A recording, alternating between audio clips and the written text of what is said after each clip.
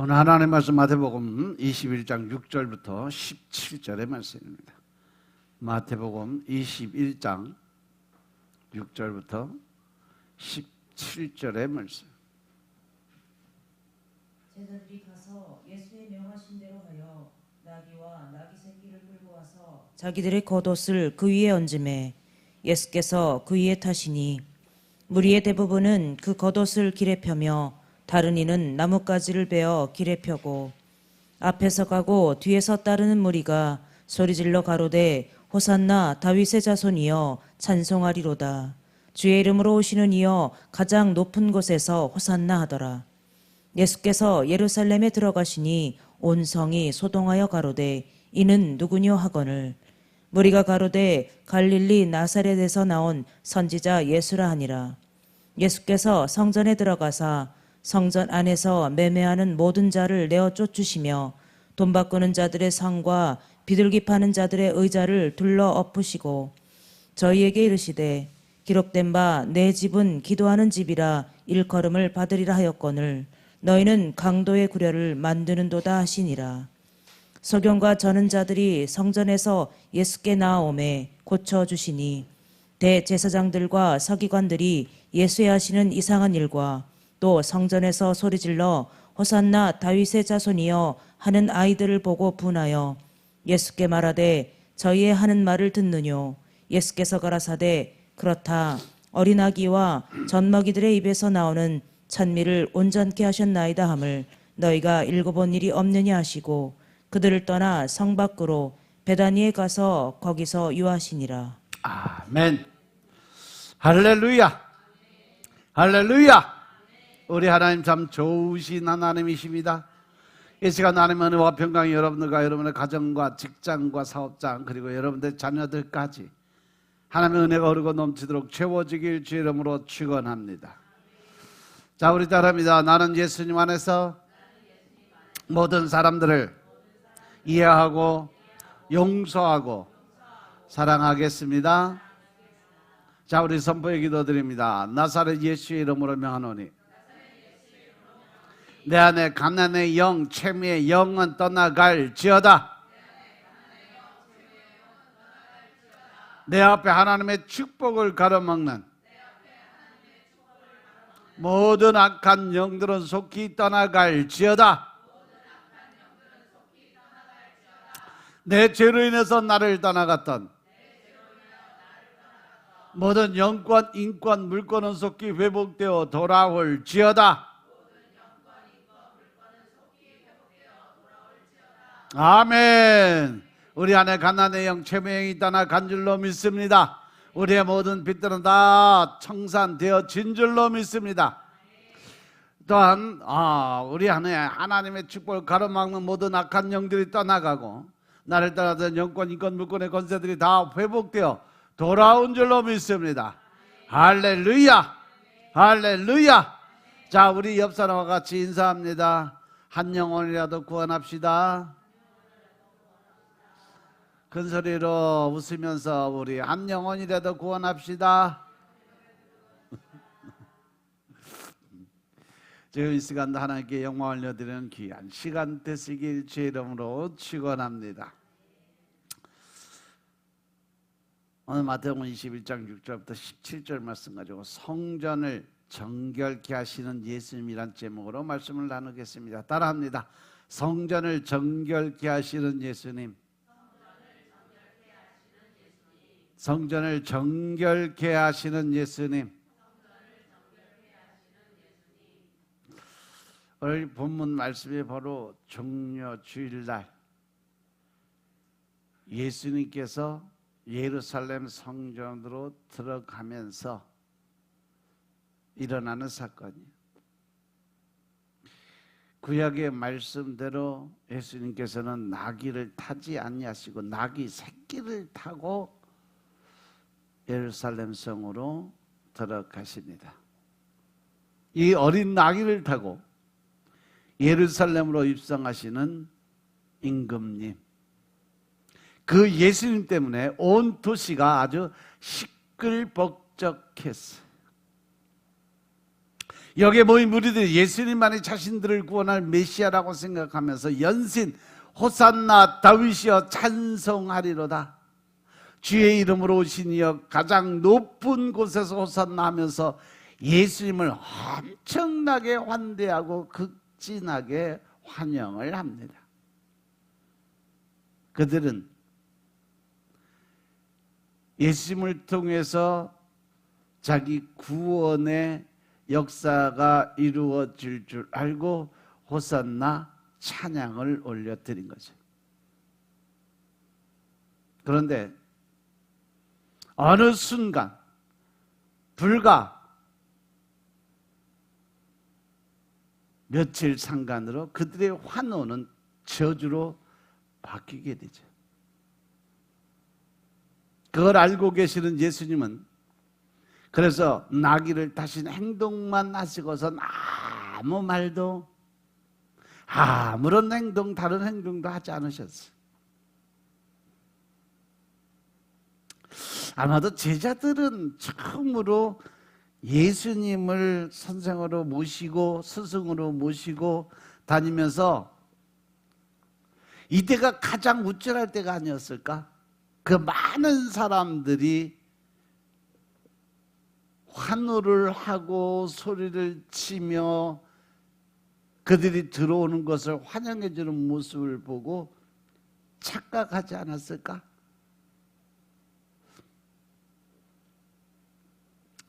그런데 그런 생각에 도취되어 있었는지 예수님의 그 다음 행보에 함께 하지도 못하고 그저 바라만 볼 수밖에 없는 사건이 벌어져요. 바로 그들의 눈앞에서 제자들은 그 환호 속에서 아마 속으로 오늘 만큼은 우리 예수님이 다른 사고 치지 말고 그냥 성 안으로 입성하셔서 말씀을 선포하고 많은 사람들의 왕으로 추대받았으면 좋겠다, 이렇게 환호가 가득한 날 그 환호를 즐기고 싶은데 그 환호가 깨질 만한 행동만은 하지 않았으면 좋겠다 하는 간절함이 있었을 거예요.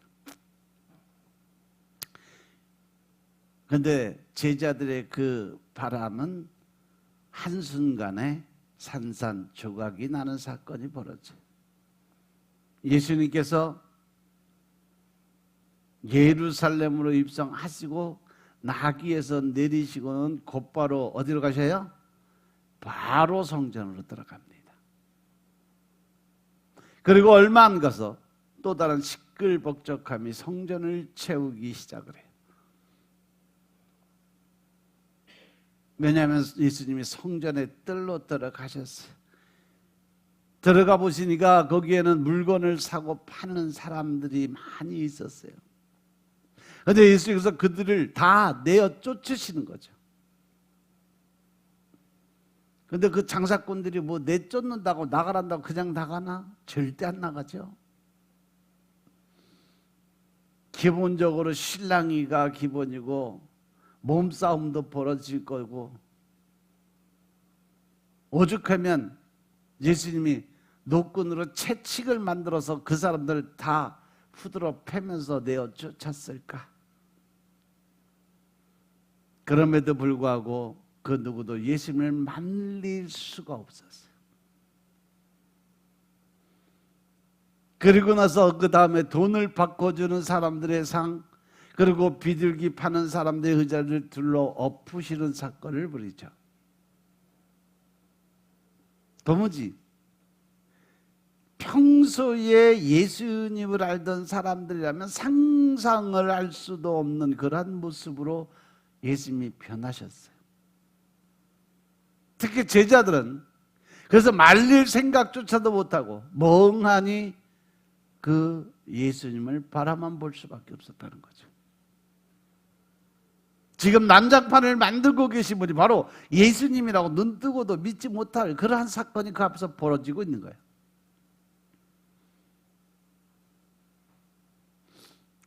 그래서 돈통을 다 뒤집어 엎고 돈을 잃어버린 사람들의 항의가 이어졌을 거고, 비둘기 그 상자가 다 엎어지니까 새들 비둘기가 다 날아가 버려 그러니까 당장 배상해달라고 소리를 지르고 뭐 예수님이나 제자들을 만나고 그들을 붙들고 늘어지고 따지고 의자는 다 부서지고 성전들은 정말로 난장판이 된 거예요. 그런데 갑자기 각종 큰 소리가 남모든 그 현장에 모두를 조용하게 하는 예수님의 음성이 들려옵니다. 기록된 바 내 집은 기도하는 집이라 일컬음을 받으리라 하였거늘 너희는 강도의 구례를 만드는도다라고 선포의 말씀이 떨어집니다. 이 말을 들은 사람들은 아무 말도 할 수가 없었어. 예수님의 말씀을 듣고 정신을 차려서 보니까 자기들이 서 있는 곳이 바로 어디요? 성전 안이었다라는 거죠. 그때서야 우리가 성전에서 지금 못된 짓을 하고 있었구나라는 걸 그때 깨닫게 되는 거죠.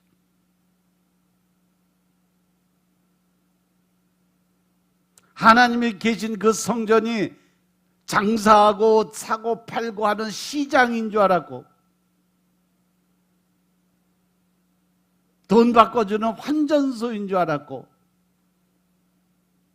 비둘기를 팔아도 되는 곳이라고 생각하고 살았던 그 장소가 그 자리가 정신을 차리고 눈을 들어보니까 하나님이 계신 거룩한 성전이었다는 것을 그때 깨닫게 되는 거죠.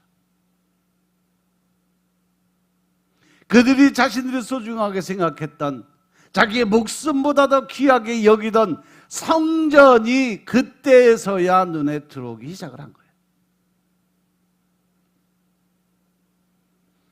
아마도 모두가 깜짝 놀랐을 거예요. 그 안에서 하나님의 뜻을 저버리고 먹고 살기 바빠서 장사를 하고 속여 먹고 도둑질을 하던 자신들의 행동이 스스로 부끄러웠을 거예요. 하나님의 임재가 있는 그 성전에서 자신들이 무슨 행동을 하고 있었는지 그 난장판을 보고 그때서야 깨닫게 되었던 거죠. 너무도 오랜 시간 동안 성전을 성전으로 대하지 않다가 보니까 그것을 자신들이 무슨 행동을 하고 있는지도 모르게 그냥 타성에 젖어서 당연히 이렇게 해도 되려니 당연히 남들이 하니까 나도 해도 되겠지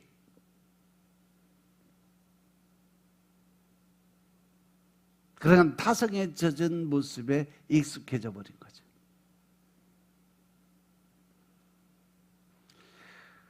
성전에 있으면서도 성전인 줄 몰랐던 그 매너리즘이 그들에게 가득 차 올랐던 거죠. 하나님이 계신 거룩한 성전의 의미는 전혀 없고 가치도 없었어요. 너무 오랜 시간 동안 그렇게 익숙해져 버린 거죠. 그런데 지금 예수님의 그 말씀 한마디에 익숙함이 산산조각 나버리는 순간 그들의 마음의 심령이 어땠을까? 그러고 나니까 무엇이 내가 잘못되었는지 갑자기 깨닫게 된 거죠. 즉 다시 말해서 말씀의 거울 앞에 내가 서 보니까 내가 어떠한 사람인가가 내가 어떠한 모습으로 내가 어떠한 행동을 하고 있는지 자아의 모습이 보이기 시작했던 거예요. 어떻게 보면 이미 알고 있던 그런 사실이었지만 눈 감고 귀를 막고 모른 척했던 그 순간에 말씀의 거울이 앞에 서니까 다시금 자아 인식이 나타나게 됐죠. 그래서 그들은 아마 조용히 정리를 시작을 하게 되죠. 스스로 무엇을 잘못했는지 깨닫게 되는 순간. 그래서 그들은 더 이상 예수님에게 따질 이유가 없어졌어요.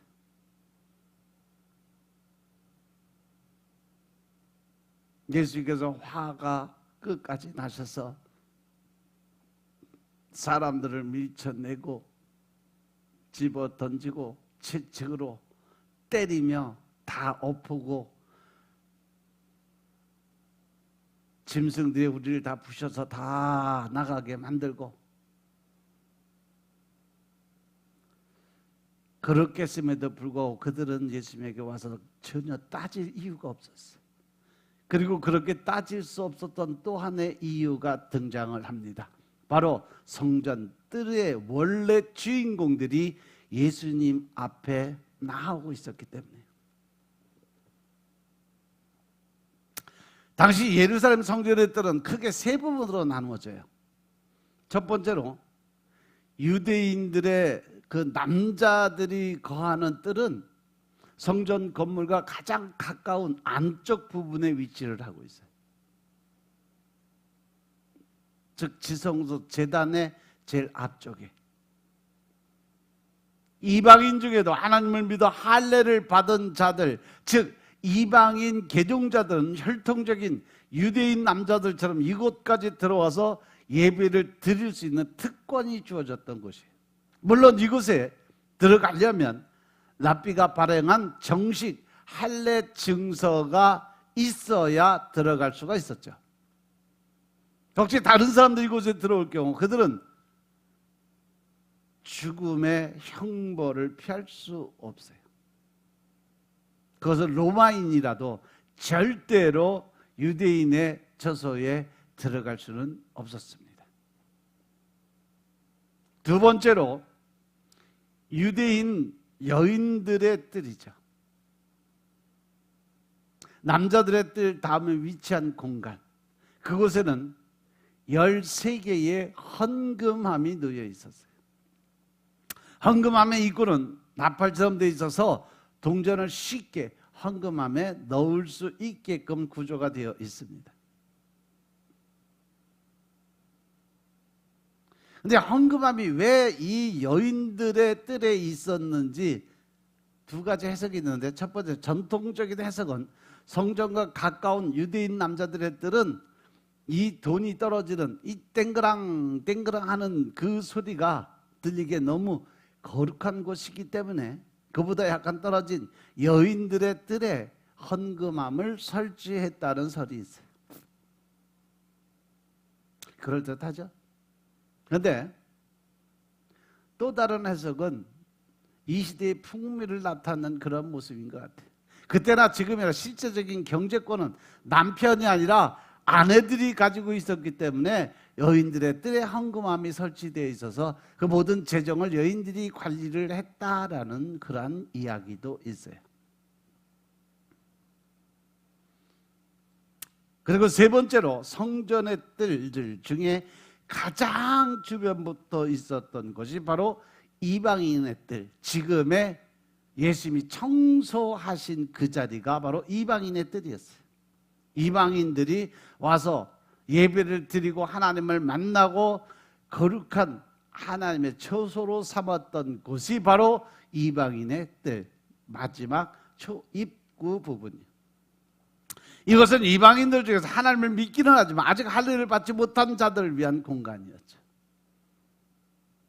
그런데 유대인들은 자신들과 자신들의 가족들이 예배를 드릴 장소는 아주 깨끗하게 유지를 했는데 이방인의 뜰은 장사하는 곳으로 만들어버렸어요.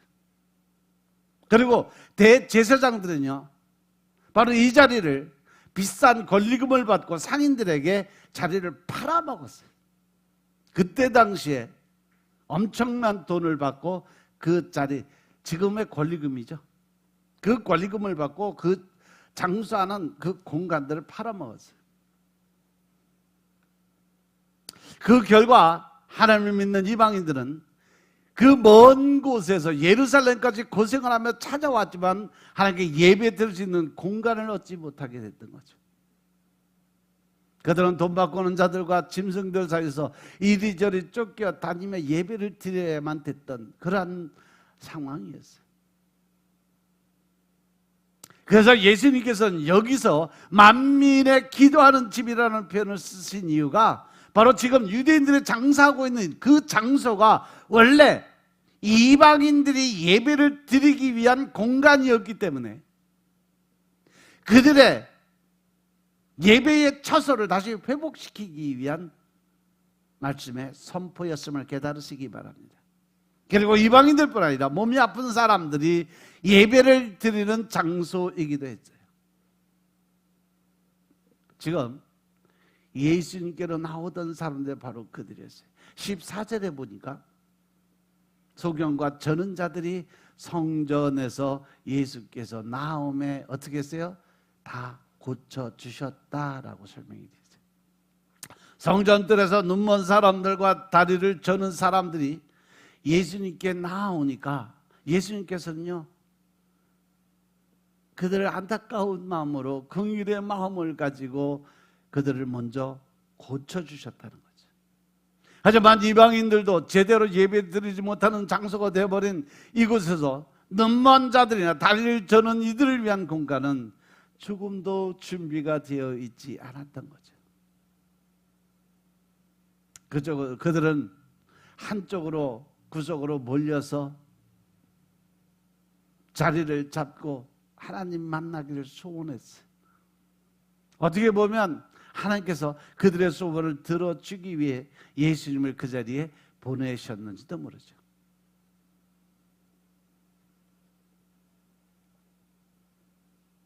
그래서 그들은 그 이방인들의 뜰도 밟지 못한 채 주변에서 서성이면서 하나님의 긍휼을 구하는 예배와 기도를 드리며 기다렸어요. 그런데 지금 그들의 눈앞에 예수님이 성전을 정화하고 계신 모습이 보였어요. 그래서 그들은 용기를 내서 그 예수님 앞으로 달려갑니다. 그래서 예수님의 말씀으로 인해 조용해진 성전들로 눈먼 사람들과 다리 저는 사람들이 예수님께 다가오기 시작했던 거죠. 그리고 예수님 약속을 하신 것처럼 그들을 고쳐주십니다. 마치 성전이라는 것이 어떠한 곳인지 모든 사람들에게 알려주시기 위한 행동이라는 그런 생각이 들 정도로 예수님은 모든 사람들이 보는 앞에서 눈먼 자들과 다리 저는 자들 기머리들을 다 일일이 고쳐주신 거죠. 바로 이렇게 성전은 은혜와 치유와 회복이 있는 곳이 성전이다 라는 것을 보여주고 계시는 거예요. 그러기 위해서 기도드리는 집이 되어야 할 곳이 바로 성전이다 라고 말하고 있는 거죠. 결코 강도의 소굴이 되어야 하는 것이 아니라 거룩한 하나님과의 만남이 이루어지는 곳이 성전이라는 것을 보여주고 있음을 깨달으시기 바랍니다. 오늘은 26년도 종려주일이에요. 특별히 종려주일을 맞이해서 잘 아시는 이 성전 정화 사건을 오늘 여러분들이 다시 증거하게 된 이유가 바로 오늘 이 본문에 등장하는 이 성전이 어쩌면 우리 자신의 모습이 아닌지 한번 돌아봤으면 좋겠다.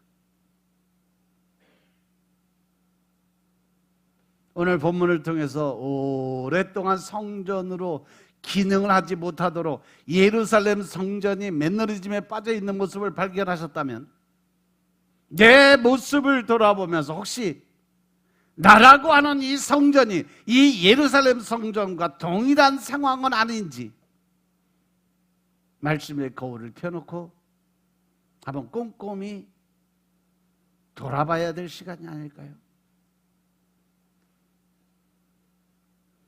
이 매너리즘이란 말이 1520년경부터 한 17세기 초 르네상스 미술에서 바로크 미술로 넘어가는 시기에 어떤 기존 방식이나 형식을 답습하는 미술이라는 의미로 사용이 됐어요. 즉 그냥 앞사람의 모습을 따라가는 새로운 창조의 역할이 아니라 그냥 무의식적으로 그들의 모습을 따라서 그냥 가는 그 모습. 그런데 시대가 지나면서 어떤 특정 기법의 양식을 따라하는 작업이라는 의미로 굳어지기 시작을 했다는 거죠. 그렇게 세월이 흘러 지금은 한 분야에서 오랫동안 연구하거나 아니면 근무하면서 자연스럽게 굳어진 기존 방식을 고수로 인한 새로운 창조, 독창성이 상실돼 버렸어요. 왜? 계속 남의 거 따라하고 모방만 하니까. 그 유사한 환경 속에 어떤 컨디션이 무너져서 성적이 저조하고 현실이 안주하는 현상, 그러한 의미로 사용되는 것이 바로 매너리즘이라는. 그래서 사람이 어떤 타성에 젖어서 습관적인 자기 모습, 어떤 그냥 현실에 맞게 적응하며 따라가는 모습을 매너리즘에 빠졌다 하는 이유가 바로 그런 의미예요. 그리고 이 매너리즘을 가장 잘 보여주는 말이 바로 삶은 개구리 증후군이라고 이야기를 해요. 삶은 개구리 증후군 여러분들 다 아시죠?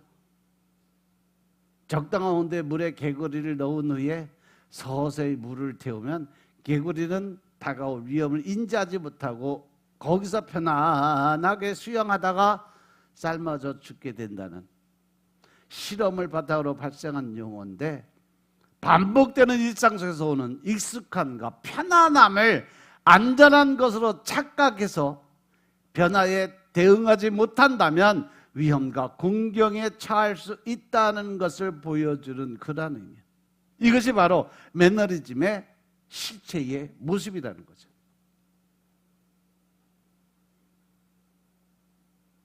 쉽게 말해서 지금 오늘 본문의 말씀에 비유를 한다면 성전이 성전으로서의 기능을 상실하더라도, 성전 들어서 장사를 하고 돈을 환전하더라도 사람들은 분명히 그것이 잘못된 것을 알면서도 어느 순간부터 내가 편하다는 이유로, 내가 익숙하게 신앙생활을 한다는 이유로 습관적 버릇을 그냥 버려요. 그냥 따라가요.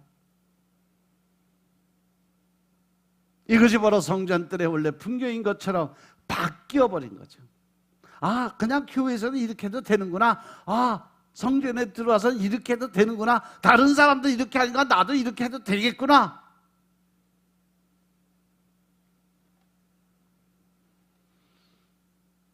자기의 평안함과 안일함이 더하다 보니까 그 누구도 그 풍경을 깨고 싶지 않은 거죠. 왜냐하면 내가 익숙한 그러한 모습이었고 편안한 모습이고 또 다른 사람도 다 그렇게 사니까 별 문제가 없었어요. 당연히 그렇게 해도 되는 것처럼 살았어요. 하지만 예수님이 결코 그 매너리즘에 빠진 사람들을 그냥 지켜보고만 있을 수 없었던 거죠. 그래서 그 매너리즘을 타파해야 됐어요. 다시 성전이 성전의 역할을 할 수 있도록 성전 정화 운동을 반드시 해야만 됐던 사건이죠.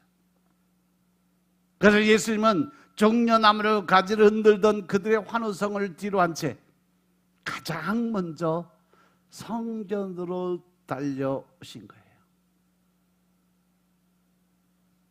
먼저 하나님의 전 거룩한 성전을 깨끗하게 해야 다른 하나님의 형들이 움직일 수 있는 기회가 되니까.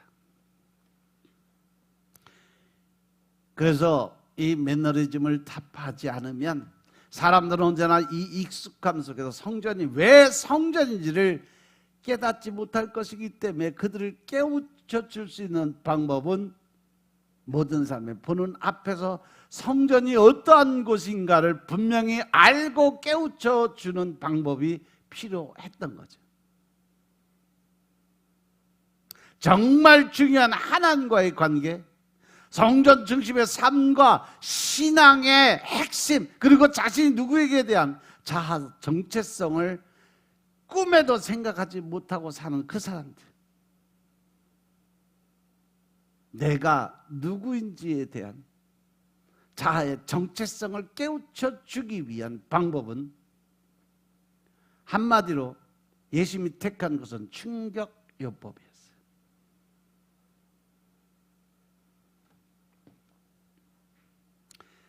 과연 지금 이 시간 우리가 하나님을 만나고 예배드리는 이 처소가 성전인 줄 알고 있을까? 아마 모든 사람들 다 똑같이 얘기할 거야. 알고 있다고 얘기를 하죠. 하나님의 성전인 거 누가 모르겠냐고. 그렇다면 지금 내 안에 성전은 과연 어떠한 성전의 모습일까 한번 돌아보시기 바랍니다. 올해 하나님 우리에게 주신 말씀처럼 내가 변화되는 교회로서 성전으로 내가 가고 있을까? 아니면 이 유대의 예루살렘 성전에 거하던 유대인들의 매너리즘에 빠진 그 모습의 성전일까? 한번 돌아보시기 바랍니다.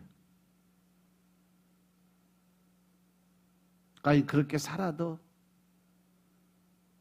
살아있는 성전으로의 역할을 감당할 수 있을까? 과연 내 성전은 만민이 기도 드리는 그러한 집으로 인정을 받을 수 있을까?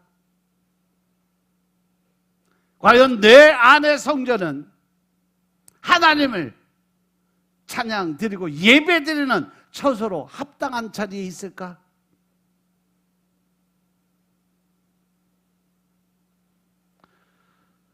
만약 그렇다면 정말 다행이고 얼마나 감사한 일인지 몰라요.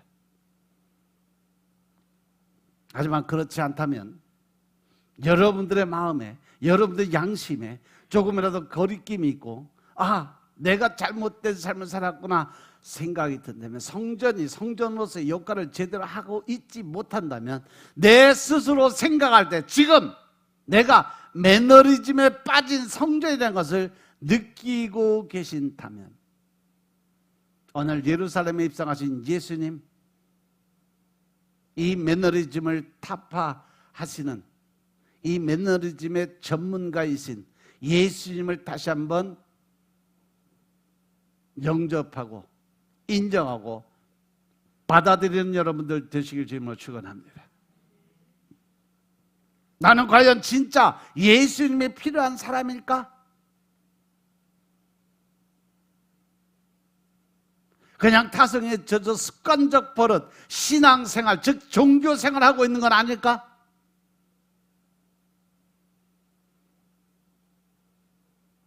이제 그러한 매너리즘에서 빠져나오고 싶다면 바로 여기 전문가가 나타나셨음을 깨달으시기 바랍니다. 여러분의 삶 가운데로 초청할 수 있는 여러분들 되시길 주님을 축원합니다. 여러분들은 요즘 어떤 익숙함에 빠진 성전의 모습으로 살아가고 있나 돌아보시기 바랍니다. 아예 내가 성전이라고 생각하지 못할 만큼 세상에 찌들어가는 모습으로 살아가지는 않을까?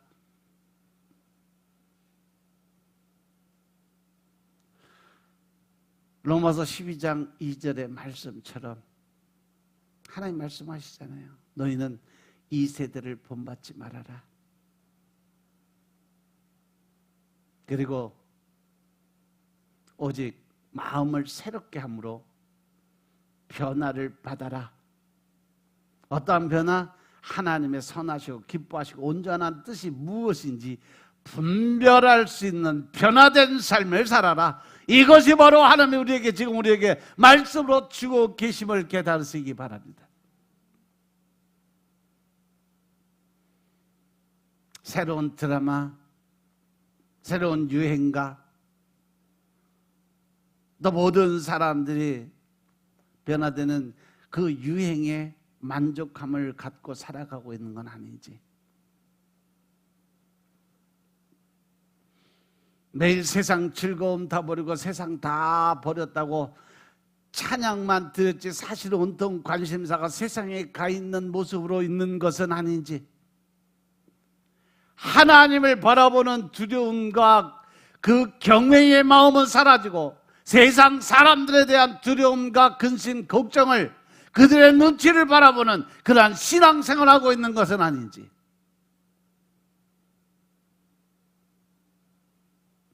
한번 돌아보시기 바랍니다.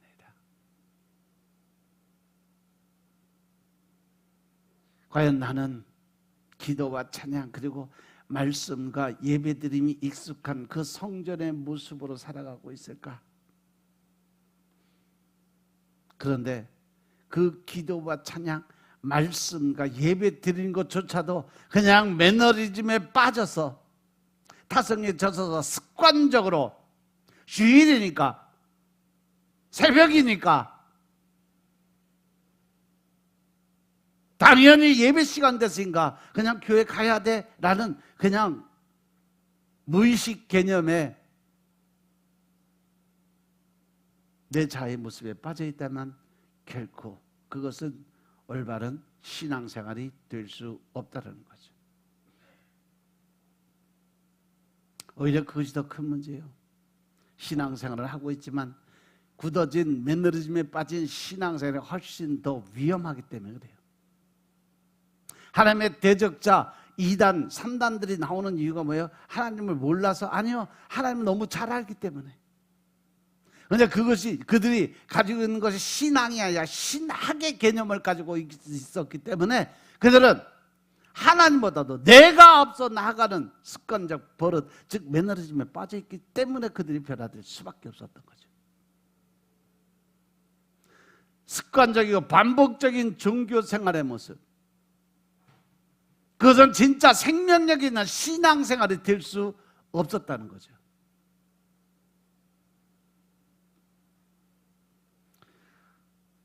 요즘 여러분들의 기도는 어떠한 기도인지 한번 돌아보세요. 새로운 기도 제목을 가지고 매일매일 새롭게 하나님을 만나고 있을까? 새로운 찬양에 귀를 기울이고 그 찬양의 의미를 깨닫고 묵상하며 그 찬양 안으로 들어가는 그러한 신앙생활을 하고 있을까? 더욱더 다양한 말씀 가운데 귀를 열고 매일매일 말씀을 읽고 그 말씀을 먹고 그 영혼에 양식을 제공하며 하나님의 의 안으로 하나님과 친해지기 위해서, 하나님과 화목하기 위해서 노력한 삶을 살고 있을까?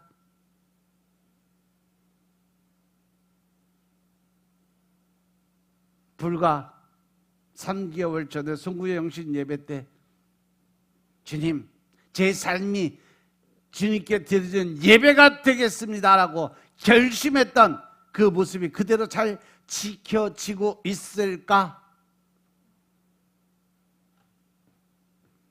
저는 지금 여러분들에게 새로운 것을 질문하는 거 아니에요? 더 넓고 더 깊은 신앙생활을 위해서 여러분들이 얼마나 노력을 하고 있고 얼마나 최선을 다하며 하나님과의 관계 회복을 위해 노력하고 있는지, 아니면 그냥 멈춰선 채로 그냥 타성에 젖어서 자기 만족으로 신앙생활하고 있는지 돌아보시라는 겁니다. 예레미야가 3장 23부터 26절에 보시면 이것이 아침마다 새로운 이 주의 성실이 그도소이다. 내 심령에 이르기를 여호와는 나의 기업이시니 그러므로 내가 저를 바라리라 하도다. 무릇 기다리는 자에게나 구하는 영혼에게 여호와께서 선을 베푸시는도다. 사람이 여호와의 구원을 바라고 잠잠히 기다리는 것이 좋다라고 말씀하셨어요. 여러분들 늘 말씀드리지만 내 기도 제목, 내가 어떤 문제라도 내가 아무리 급하다고 해서 하나님은 절대 급하신 분 아니다. 모든 것을 이루어 가시는 분은 하나님이시고 결정하신 것도 하나님이시고 그 모든 걸 이루어가는 그 결과를 만드는 것도 하나님이다. 그렇기 때문에 우리는 언제를 기다려라? 하나님의 때를 기다려라. 내 때가 아니라 하나님의 때가 돼야 하나님이 일하신다는 사실 명심하시기 바랍니다. 하나님의 사랑과 긍휼은 늘 아침마다 새롭게 우리에게 다가와요. 그런 주님은 매일매일 새롭게 우리의 희망이 되시는 분이심을 믿으시기 바랍니다. 그래서 이스라엘 백성들이 매너리즘에 빠질 때마다 하나님은 뭐라고 말씀하시냐면 에스겔서 36장 24절부터 28절 말씀 보겠습니다. 에스겔서 36장 24절부터 28절의 말씀입니다. 내가 너희를 열국 중에서 취하여 내고 열국 중에서 모아 데리고 고토에 들어가서 맑은 물로 너희에게 뿌려서 너희로 정결케 하되 곧 너희 모든 더러운 것에서와 모든 우상을 섬김에서 너희를 정결케 할 것이며 또 새 영을 너희 속에 두고 새 마음을 너희에게 주되 너희 육신에서 굳은 마음을 제하고 부드러운 마음을 줄 것이며 28절까지 또 내 신을 너희 속에 두어 너희로 내 율례를 행하게 하리니 너희가 내 규례를 지켜 행할지라. 내가 너희 열조에게 준 땅에 너희가 거하여 내 백성이 되고 나는 너희 하나님이 되리라. 아멘. 바벨론의 포로였던 이스라엘 백성들에게 에스겔 선지자가 선포한 하나님의 사랑은 바로 회복이라는 단어였어요. 새롭게 내가 너희를 변화되는 그러한 그 삶을 허락하겠다.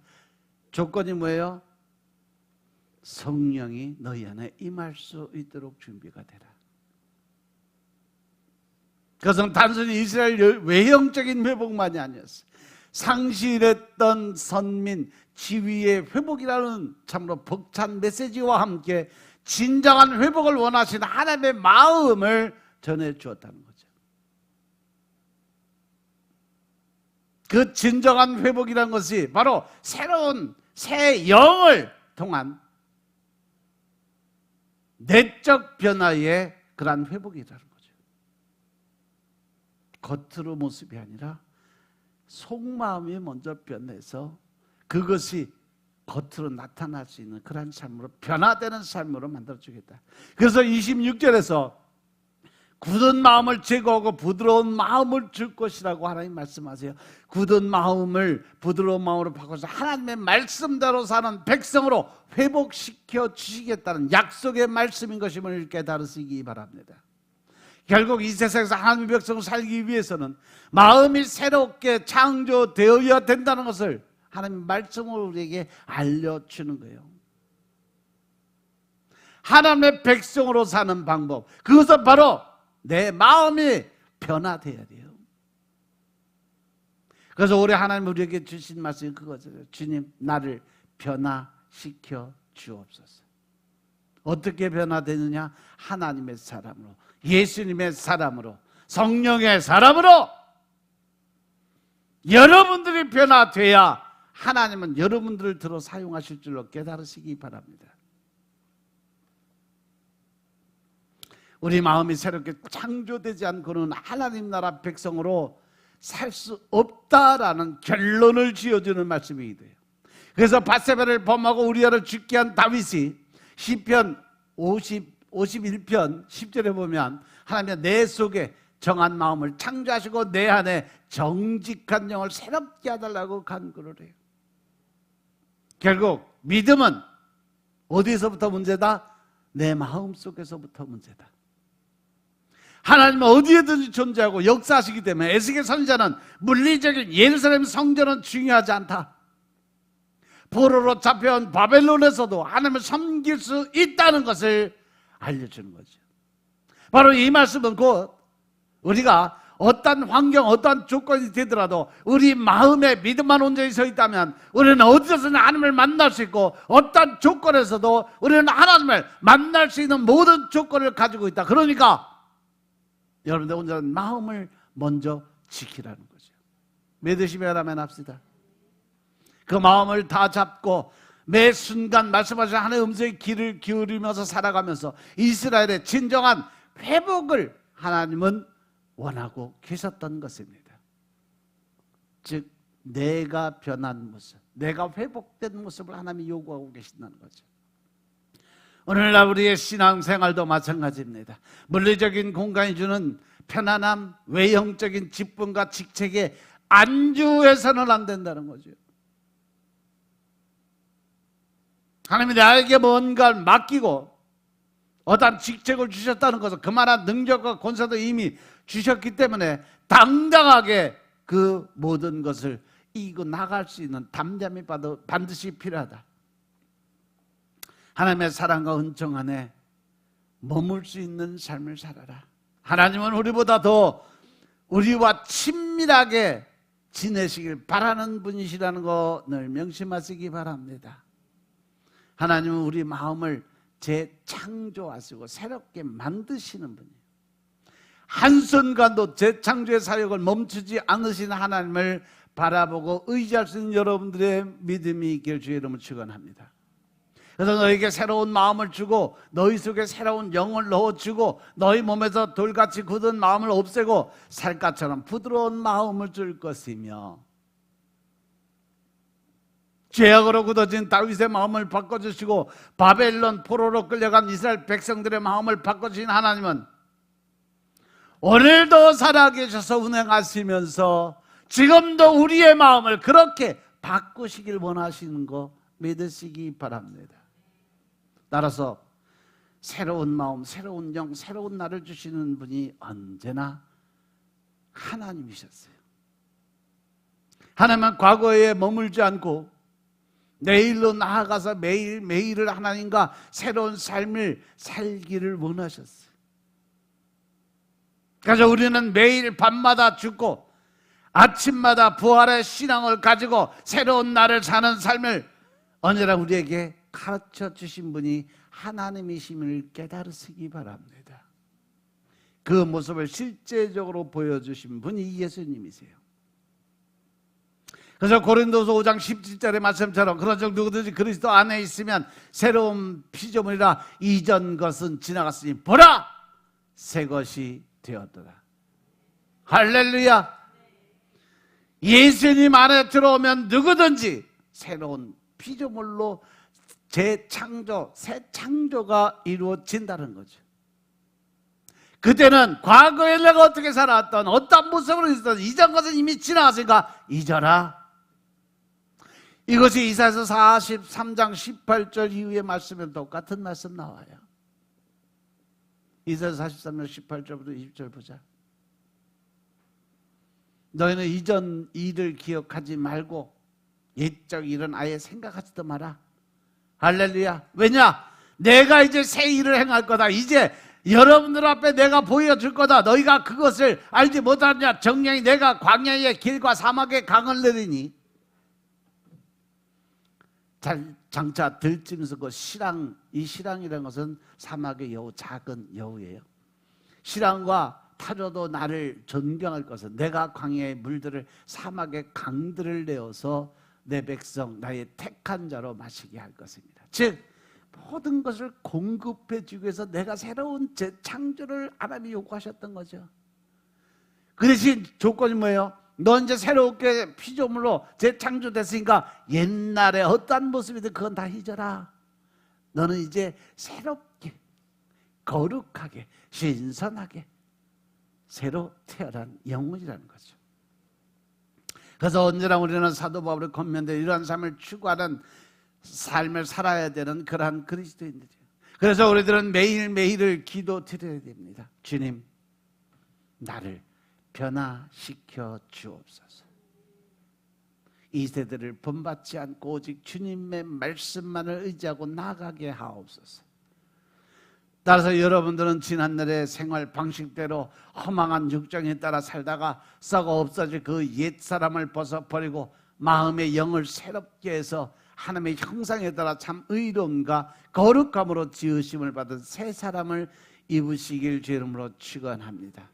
이 말씀이 바로 에베소 4장 22절부터 24절의 말씀이에요. 너희는 육의 욕심을 따라 썩어져 가는 구습을 쫓는 옛사람을 벗어버려라. 그리고 오직 심령으로 새롭게 변화를 받아라. 그 변화가 바로 하나님에 따라 의와 진리와 거룩함으로 지으심을 받은 새 사람으로 변화가 되라는 거죠. 믿습니까? 사실 예수님은 오늘 강제로라도 우리라는 성전에 들어오고 싶어 하시는 분이 바로 예수님이세요. 왜냐하면 가장 중요한 인식에 대한 문제를 해결해 주기 위해서죠. 원래 나라는 성전의 주인은 누구예요? 이 성전의 주인은 예수님이 주인이세요. 믿으시면 아멘 합시다.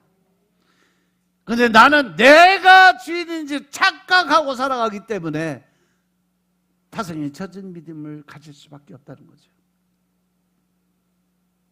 따라서 나의 주인은 예수님이심을 고백하시길 주님을 축원합니다. 나라는 성전의 주인은 예수님이서 사실 그래서 언제든 그 예수님은 우리 안에 들어오시도록 준비가 되어 있어야 돼요. 그런데 우리가 그것을 막고 있어요. 어느덧 내가 내 성전의 주인이라고 착각하고 성전을 내 마음대로 장악을 하고 문을 닫아버렸어요. 예수님은 당연히 내 집이라고 하시고 나도 내 집이라고 하고 있으니까 자꾸 강제로 예수님이 들어오는 것을 그러한 느낌을 갖게 만들어주는 거죠.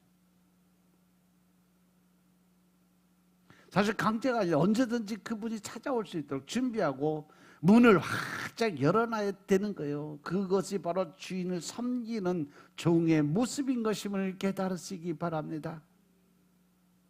그런데 나는 내가 주인이 되어버렸어요. 주인을 못 들어오게 문을 닫아 걸어버린 거죠. 사순절을 보내고 있고 종료주일 예배를 드리고 고난주간을 거쳐서 이제 부활주일을 맞이할 수 있겠지만 이 모든 것이 귀찮고 아무 의미 없는 신앙생활이라면 이제 정말 예수님께 맡기셔야 할 때가 올 때가 되지 않았나 생각합니다. 왜냐하면 예수님이 이 매너리즘에 빠진 사람들을 고치는 전문가이기 때문에 그래요. 단지 그분을 영접하시면 됩니다. 로마서 1장 12절의 말씀처럼 영접하는 자 곧 그 이름을 믿는 자들에게 하나님의 백성이 되는 특권이 주어진다는 거죠. 여러분의 삶 속으로 성전으로 예수님이 오셔서 정화할 수 있도록 다시 내 안의 성전의 주인 자리를 예수님께 내어놓으시는 여러분들의 삶이 되시길 주님을 축원합니다. 그때 내 안에서 성령님이 운행하시기 시작할 것입니다.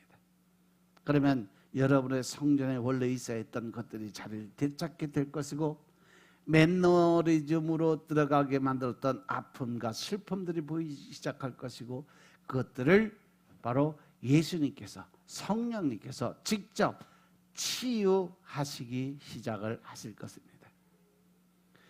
계시록 3장 20절의 말씀처럼 불조다 내가 문 밖에서 서서 두드리는 누구든지 내 음성을 듣고 문을 열면 내가 그에게로 들어가고 그로 더불어 먹고 그는 나로 더불어 먹으리라. 할렐루야. 이기는 그에게 내가 보좌 앞에 앉아 함께하여 주기를 내가 이기고 아버지 보좌에 앉는 것 같이 그러한 권세와 능력을 주겠다. 귀 있는 자는 성령이 교회들에게 하시는 말씀을 들을지어다. 할렐루야. 이 종려주일에 예수님께서 여러분의 마음의 문을 두드리고 계신다는 말씀이에요. 이제 우리 그만 이 매너리즘을 답할 때가 됐어요. 스스로는 절대 고칠 수가 없습니다. 그것은 전문가에게 맡기셔야 돼. 오늘 그 전문가가 나귀를 타고 우리 마음의 성에 입성하고 계심을 깨달으시기 바랍니다. 그리고 곧장 성전으로 달려 들어오신다는 거죠. 이제 여러분들은 마음의 문을 열어놓고 영접하시기만 하면 됩니다. 원래 주인이시기 때문에 그냥 주인으로 대접하고 인정하시면 되는 겁니다. 간절히 희망하는 것은 오늘 이 설교에 아무도 포함되지 않아서 오늘 나는 이 설교가 아무짝에도 쓸모없는 설교였으면 좋겠다는 생각 들어봤어요.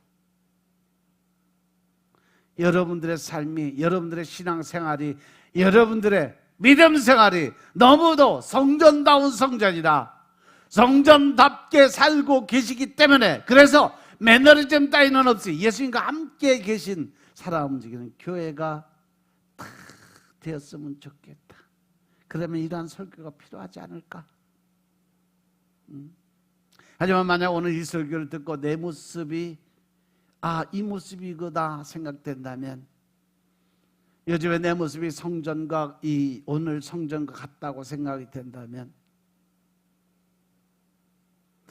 성전이 아닌 삶에 익숙해져 있다면, 이렇게 신앙생활을 하면 안 된다는 것을 느끼고 깨닫고 있다면, 스스로 생각할 때 삶은 개구리 증후군에 빠져 계신다고 느낀다면, 더 이상 이대로 있으면 정말로 성전 문을 닫고 세상으로 갈 것 같은 그러한 삶을 살고 있다면, 이제 우리 모두 예수님을 만나러 갈 때가 됐다. 성전의 문을 열고 예수님께 손을 내밀 때가 됐다. 그리고 예수님과 다시 함께하는 삶을 살 때가 됐다는 것을 깨달으시기 바랍니다. 마지막으로 여러분들 더 간절하게 요청할 수 있는 일은, 매너리즘의 타파 전문가 예수님이 지금 여러분들 문 앞에 와서 기다리고 계신다는 사실 깨달으시기 바랍니다. 종려 나무 가지를 흔들며 호산나 나를 구원하소서 외치며, 이제는 변화되고 배신하는 그러한 호산나의 소리가 아니라, 내가 변화되고 그분 안으로 들어가고 더 나아가서 믿음의 온전한 모습으로 살아갈 수 있는 여러분의 삶이 되시길 주님으로 축원합니다. 이번 한 주간, 고난 주간을 통해서 주님을 만나고, 이제는 내 마음이 이 매너리즘의 신앙에서 완전히 탈피하고 마음의 성전의 문을 활짝 열고 예수 그리스도를 내 주인으로 모셔드리고 받아들이는 여러분들의 삶이 되시길 주의 이름으로 축원합니다. 기도드리겠습니다. 아버지 하나님 감사드립니다. 오늘도 아버지의 은혜 가운데 우리가 주님을 만날 수 있고, 또한 우리 안에 성전을 깨끗하게 정결케 하시는 방법에 대해서 알고 깨닫게 하시니 감사합니다. 늘 신령과 진정의 마음으로 하나님을 찾고 찾는 시간 될 수 있도록 축복하시고, 더 큰 하나님의 사랑을 나누고 베푸는 자리에 설 수 있도록 주님이 역사하여 주옵소서. 이제 나는 죽고 내 안에 세상에, 내 안에 계신 예수님의 세상에 들어갈 수 있도록 축복하옵소서. 세상에 끌려가는 믿음 생활이 아니라 매너리즘에 빠져서 타성에 젖은 자아의 그 현실의 착각 속에 살아가는 신앙생활이 아니라, 예수 그리스도의 사랑과 온유와 겸손과 긍휼의 마음을 본받는 자들 다 될 수 있도록 축복하옵소서. 모든 말씀 우리 주 예수 그리스도의 이름으로 감사드리며 기도드렸사옵나이다. 아멘.